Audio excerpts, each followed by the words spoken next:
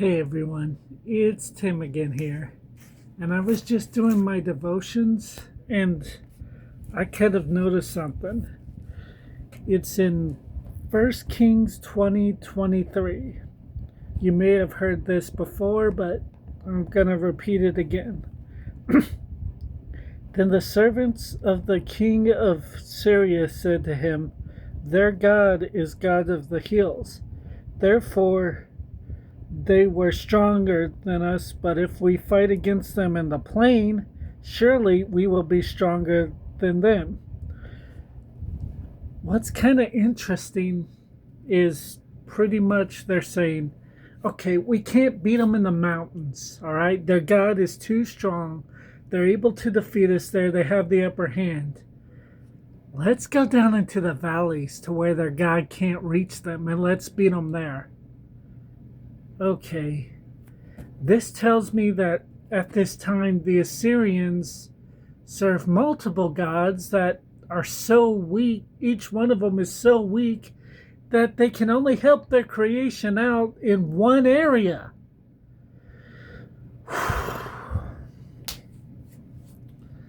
Wow, I would hate to serve gods like that are that weak and that pitiful. And God's response to them in verse 28. If I can find it here, I just lost my place. There we go. And yeah, the Lord said, because the Syrians have said the Lord is God of the hills, but he is not God of the valleys, therefore I deliver all of this great multitude into your hand, and you shall see, and you shall know that I am the Lord. The Jews ended up camping in the valleys, and not only did they win, they slayed 100,000 Syrians in one day. I mean, in this story, it seems kind of dumb that Israel's enemies would think that they can only beat them if they move places, but how many times have we been put in someplace new and instead of trusting God, we freak out?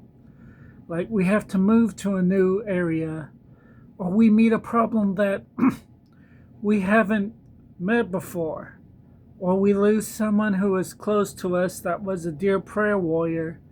Maybe they died, or maybe we had a falling out with them, and we don't know if we can continue on without this person.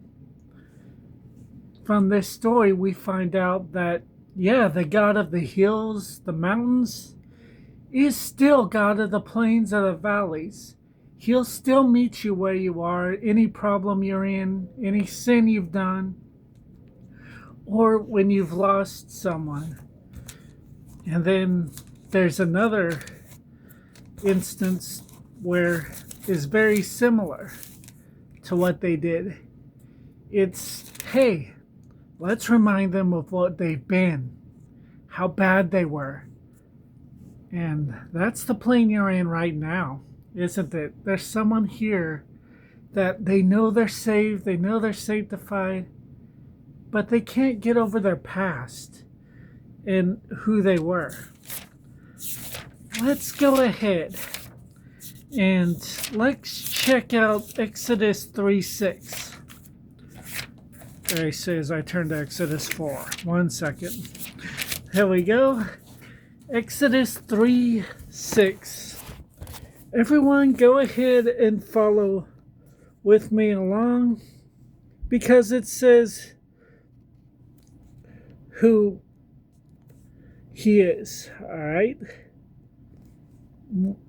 He said, I am the God of your father, the God of Abraham, Isaac, and the God of Israel.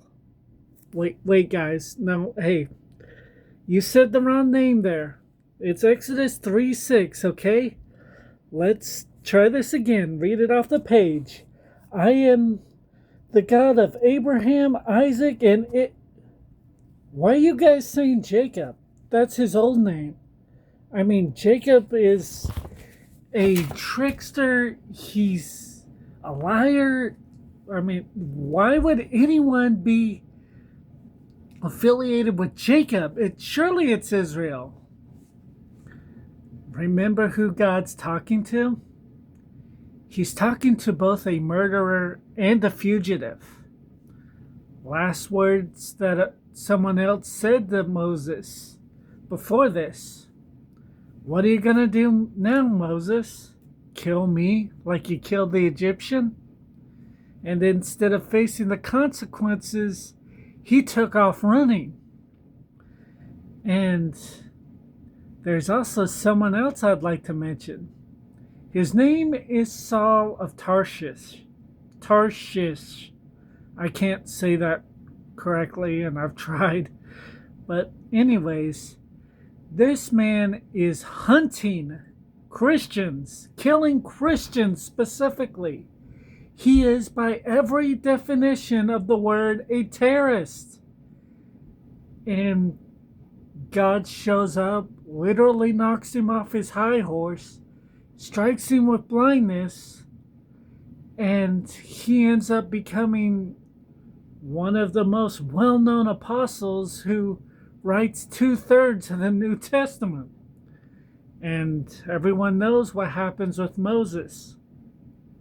Going from a murderer to the very people who brought God's chosen people out of slavery.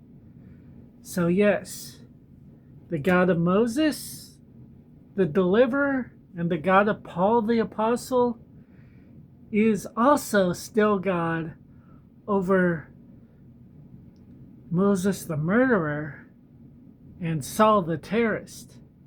You see, there is no valley or any plain that God can't reach you. Even if you've done some horrible things and you just don't feel worthy, God does call you worthy. All you have to do is reach out to him. That's all I have for this time. I'll see you guys next time. Bye.